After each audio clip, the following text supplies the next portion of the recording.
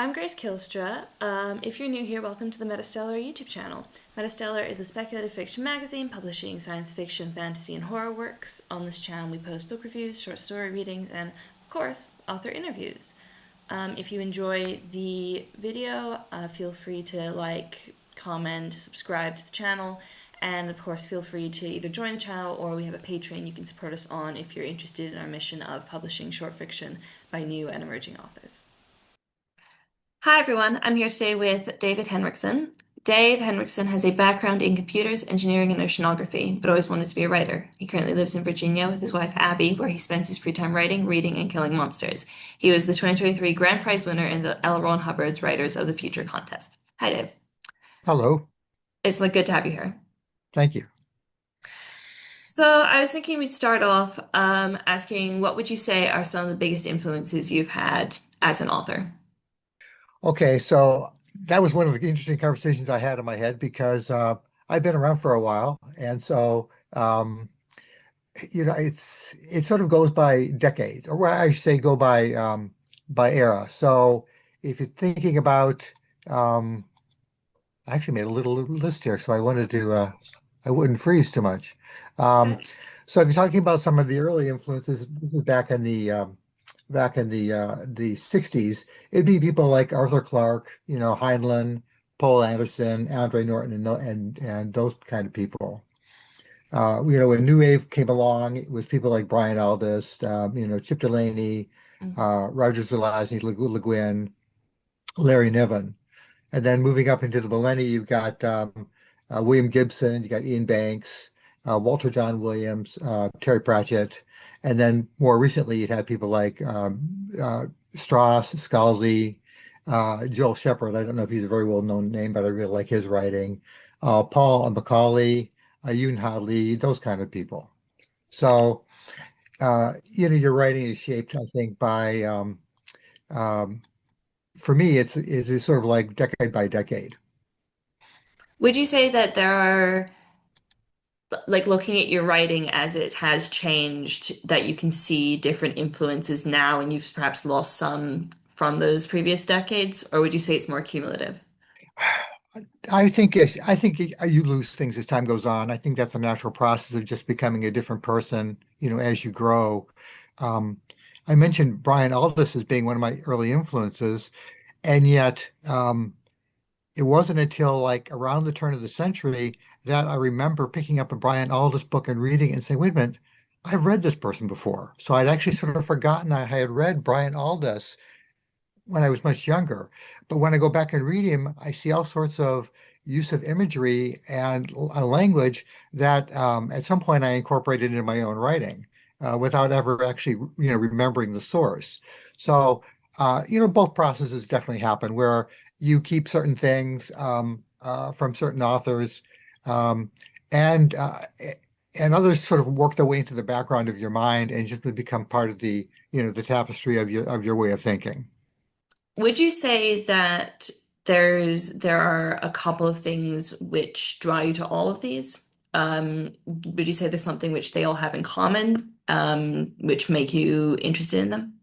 Sure, and it has to go with to one of your speaks to one of your other questions about what makes good speculative fiction.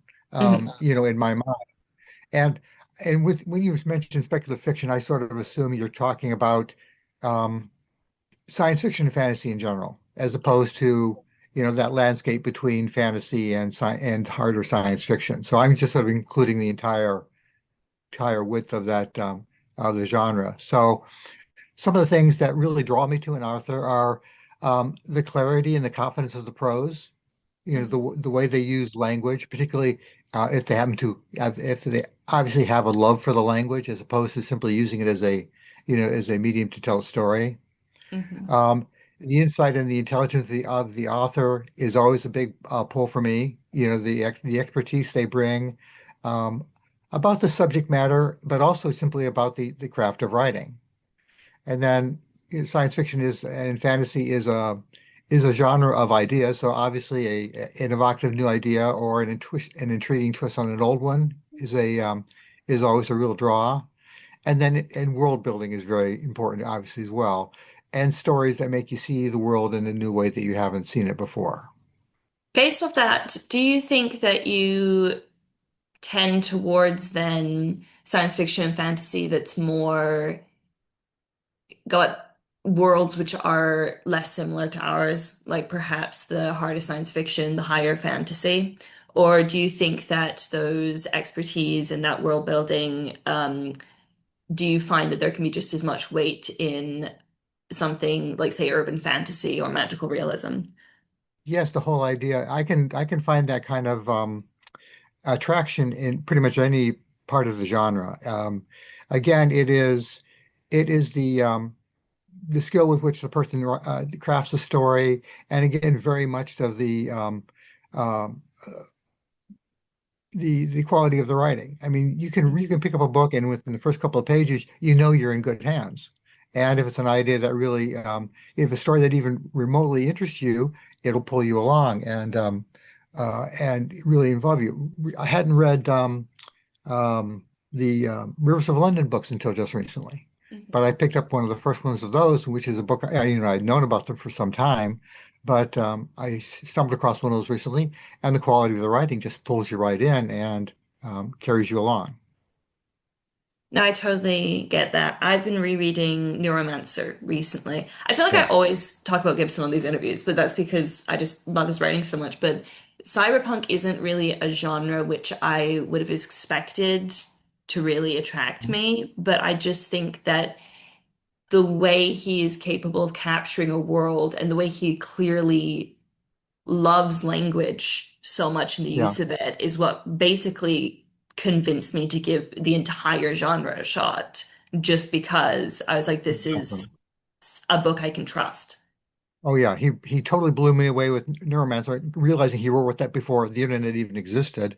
But then also for me, Count Zero is one of my very favorite stories. And Mhm. this one I always when I try to turn somebody onto Gibson, I say, yeah, well, read Neuromancer because that's the first one. But then read Count Zero because again, like you're saying, when I talk about the intelligence of the author, the expertise they bring to it as far as both the language and the subject matter, he's always somebody I think about. And I kind of I don't know I only know bits and pieces about his life, but I sort of wish that um, I could have lived part of his life because it sounds like he's had a very interesting time, and he's Mhm. and he's brought with him a lot of interesting things that he puts into his stories. Obviously, everybody brings things from their lives into their writing. Would you say that there are any particular themes or ideas that resonate with you in your writing that you've brought perhaps from your own life or that you just find particularly interesting? Well, as far as tropes go, I'm a sucker for time travel. I love time travel stories, and they're not that very easy to sell these days because obviously time travel is very well traveled territory. But I can't help but writing them. I come up with an idea I think is nice, and I write it, and then I just hope I can sell it someplace because I like it so much. As far as general themes go, I think the one that attracts me more than anything else is that. I hope for a world where people can come up with better solutions, where people can come better than they are. Um, Mhm. uh, I won't say I've become a pessimist as time goes on, because I like to think of myself as an optimist. I try to be an optimist. Um, but when you look back over the course of human history, there are a lot of failures there, and there are a lot of times where we have failed to live up to the people we can be, and we've tried all sorts of different economic systems, all sorts of social systems, all sorts of political systems. None of them have stood the test of time, and maybe they can't because eventually everything goes extinct. But I'd like to think that eventually we might come up with a world that works. And I think my idea for that is that um, we're reaching a point in time where we can actually start to modify what it means to be human, where we can actually change the baseline. So we're not working with the same raw material that we had to work with before, where we can actually, possibly in the long run, we might be able to engineer better people.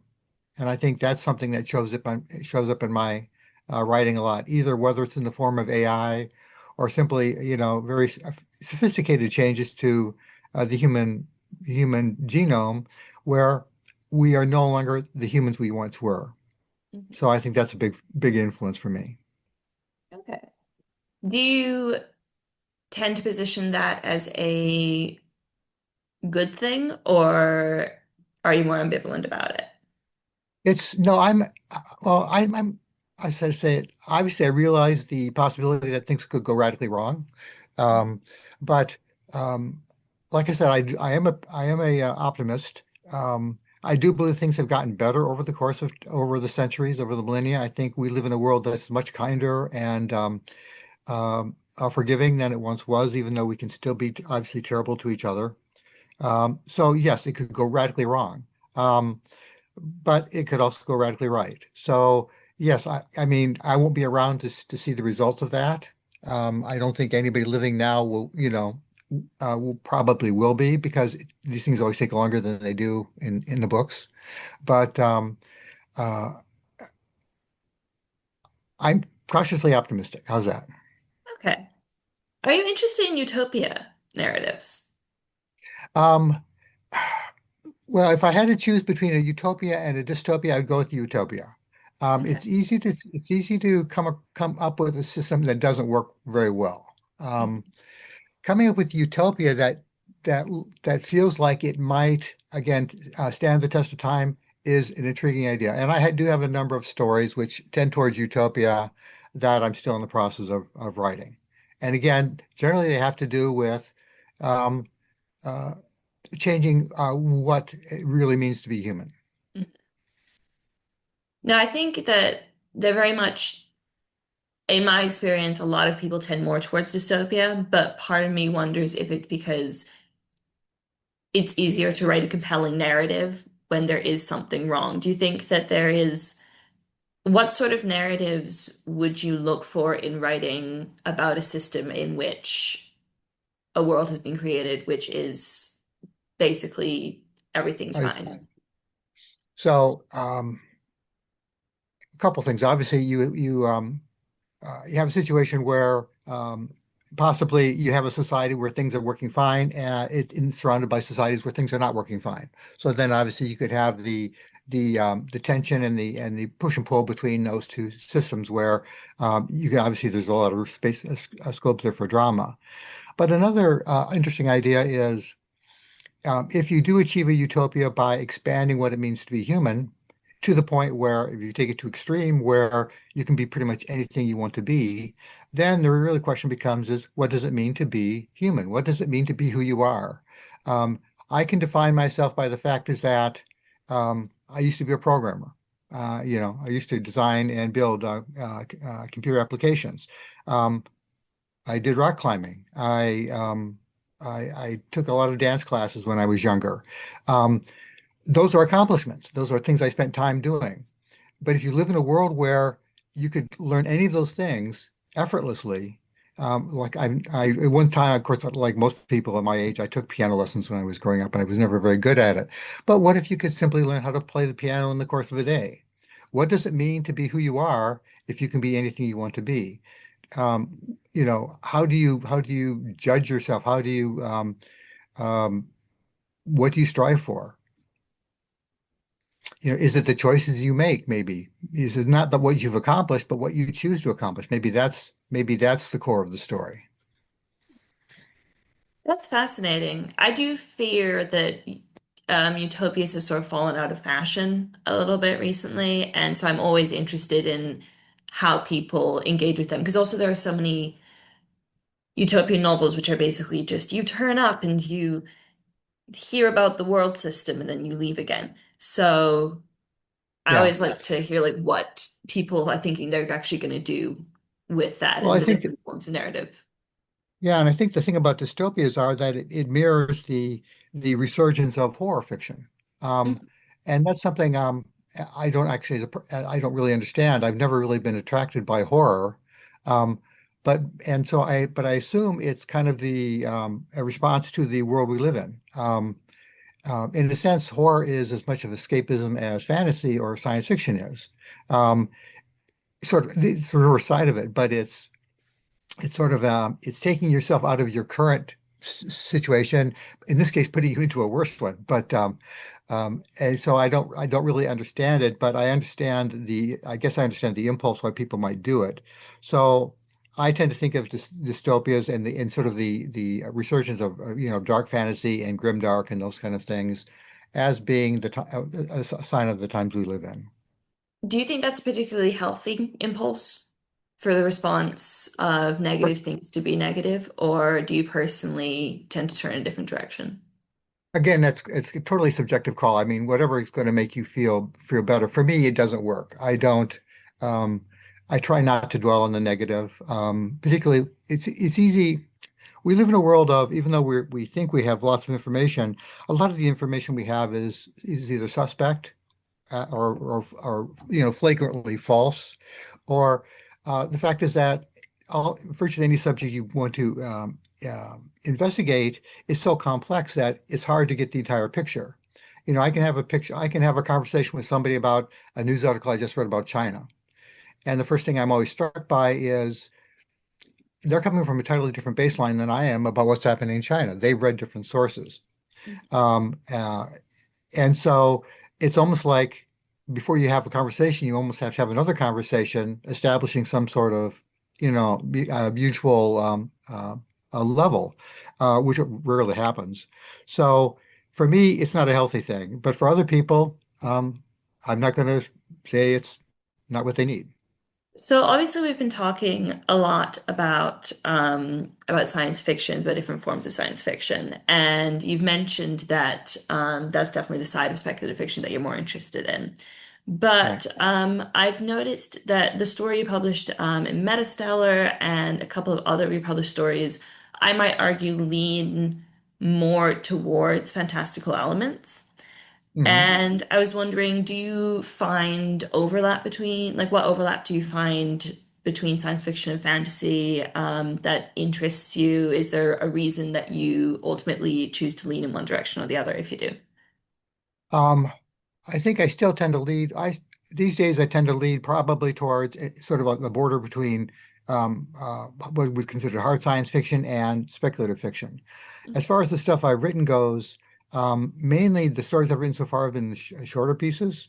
Those are the Mhm. ones I've managed to sell, and that's where the market is right now. It's very hard to, for one thing, there aren't a lot of markets that buy longer pieces.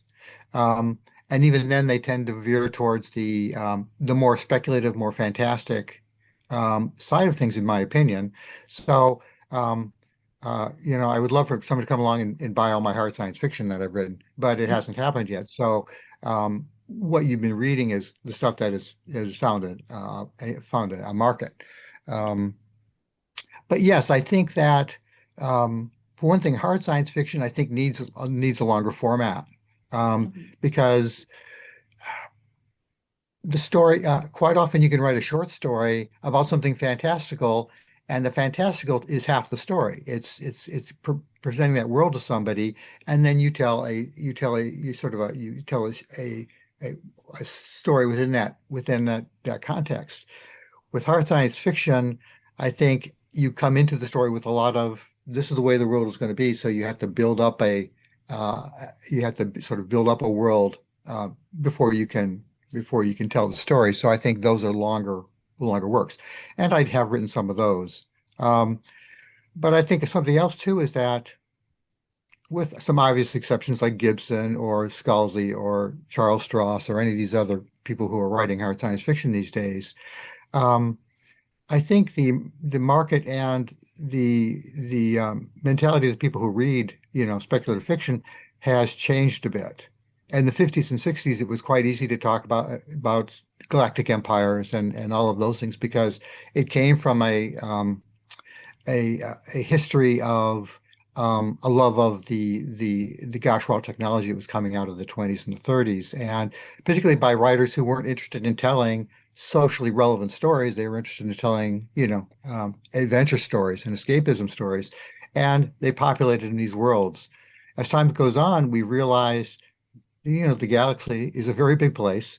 It takes a long time to get from even from one star to another star, so that I think at least that part of hard science fiction has gone out of fashion because unless you're talking about space opera, which is in a sense fantasy, um, that uh, those things are no longer seen as plausible.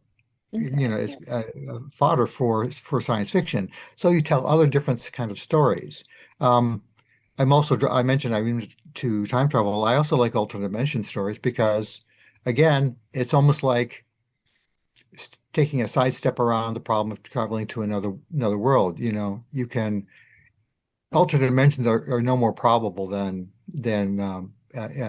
warp drives, but um, uh, the science hasn't been quite so harsh on that idea. So we don't feel like it's totally out of place to talk about, you know, opening up another dimension and stepping into it. I don't know. I think I wandered off the topic on that one, but um, I think I am drawn to that border between speculative fiction and hard science fiction, where I get to play in both worlds a little bit.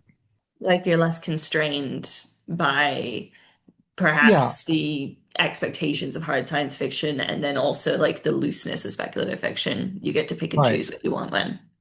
Well, also, if you talk again, you know, the Clarke's famous thing about advanced technology feeling like magic. If you tell a science fiction story, even if it's a hard, quote unquote, a hard science fiction story, and you set it more than a couple hundred years in the future, it gives you a lot of room. I mean, it becomes speculative fiction because you're talking about science which simply doesn't exist. Hmm. And therefore, I mean, is that really still hard science fiction or does that become speculative fiction?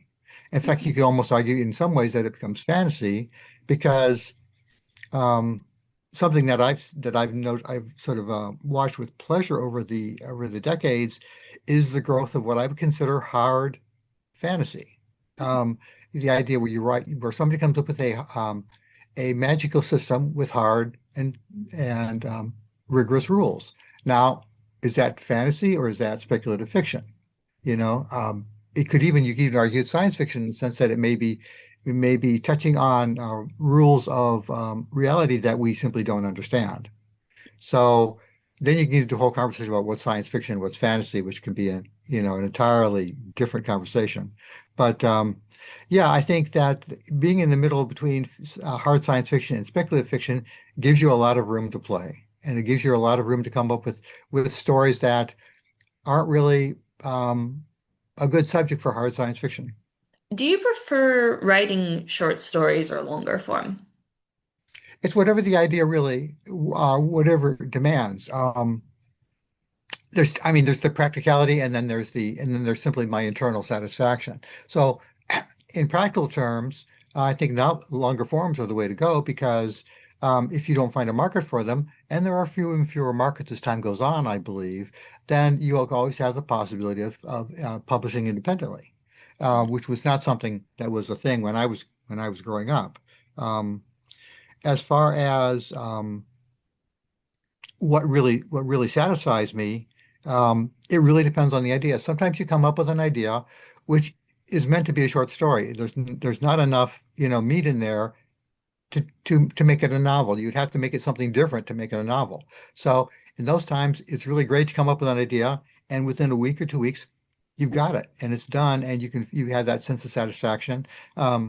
You know, then you have to worry about trying to sell it, but at least you've gotten that done, and it's a very nice feeling. Other times, you've got an idea which just needs a lot of space, and a short form isn't the way to go. Yeah. Um, I've got one novel that I want to get sold that I started out as a novel, then it became two novels, and now it's three novels because that's just the way it works. Do you approach writing your short stories or your longer forms differently? Mechanically, I found a system that works for me, which is appropriate for a long novel, which is a long story, which I don't really need for a short story, and that is um, well, one of my earlier problems when I was first starting to writing it was finishing anything, not just a novel, but a short story. I would get an idea and I'd start writing it, and I would eventually abandon it. Hmm. And that's because I tended to get lost in my own story.